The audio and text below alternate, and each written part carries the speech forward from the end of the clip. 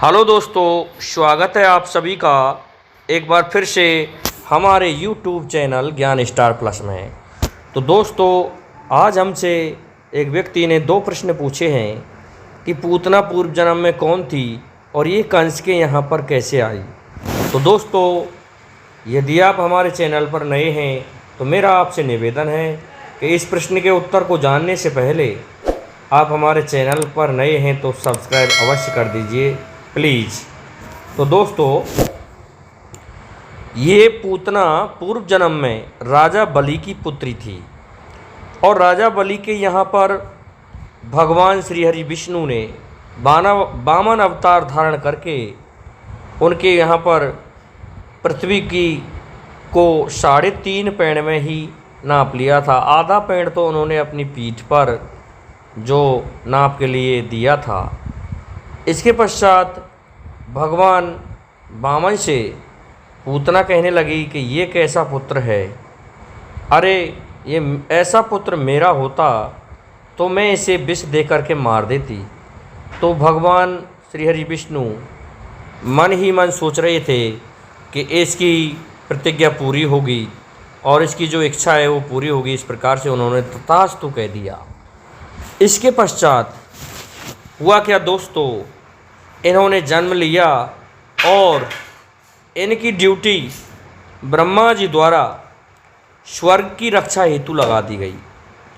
और क्या हुआ, जब द्वापर युग में राजा कंस हुआ तो वह दिग्विजय के लिए निकला था।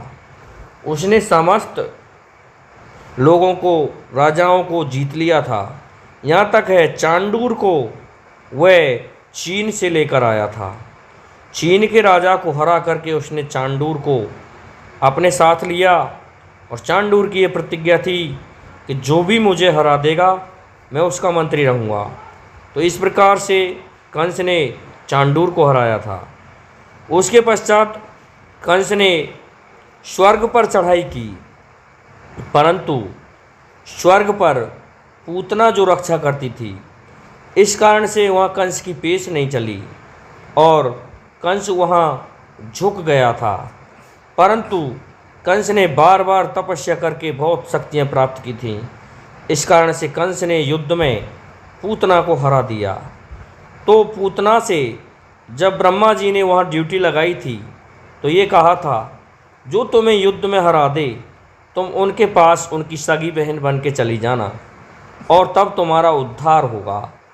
इस प्रकार की बात पूतना को कंस से हारने के पश्चात याद आ जाती है और वह कहती है कि तुम निश्चित ही मथुरा के राजा कंस हो। ये मुझे पहले ब्रह्मा जी ने बता दिया था। अब मेरा समय आ गया तुम्हारे यहाँ चलने का, परंतु एक शर्त है कंस, मैं तुम्हारे साथ चलूँगी लेकिन सगी बहन बनकर चलूँगी।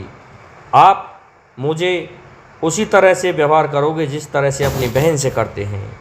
तो इस प्रकार से पूतना को इंद्र के पास से कंस ले आता है और अब तो पूतना कंस के यहाँ पर द्वार की रक्षा करने लगी, जिससे कंस का गढ़ और भी सुदृढ़ हो गया और वहाँ पर कोई चढ़ाई करने की नहीं सोचता था, कोई आक्रमण करने की नहीं सोचता था, क्योंकि पूतना जो रक्षा करती थी। इसके पश्चात क्या हुआ दोस्तों, भगवान श्री कृष्ण का अवतार हुआ और भगवान श्री कृष्ण को तो पूतना की इच्छा पूरी जो करनी थी, इसलिए भगवान कृष्ण को मारने हेतु पूतना को कंस ने प्रेरित किया और प्रेरित करने के पश्चात कहा कि जाओ तुम विष लगा करके और उस बालक को दूध पिला करके मार देना। जो भी बालक पैदा हुआ है उसको उठाओ और उसको दूध पिलाओ। इस प्रकार से पूतना वहाँ के समस्त बच्चों को उठाती रही और दूध पिला पिला करके उन कुछ पर अपने पर जहर लगा करके उन्हें मारती रही। अंत में भगवान श्री कृष्ण का ही नंबर आ जाता है और भगवान कृष्ण को पूतना ने उठा लिया। इस प्रकार से जैसे ही पूतना ने उठाया तो पूतना के कुछ से भगवान दूध निकालने हेतु पीने लगे। तो भगवान कृष्ण ने उस कुछ के ही माध्यम से पूतना के प्राणों को निकाल लिया। तो पूतना वहाँ मर जाती है और भगवान कृष्ण उसके ऊपर बैठे पाते हैं। तो बताते हैं कि पूतना उस समय इतनी लंबी और विशालकाय थी कि उसके शरीर के टुकड़े टुकड़े करके उसका दाग दिया था, 6 हिस्सों में विभाजित किया था और तब जा कर के उसकी अस्थियों हड्डियों को जलाया गया।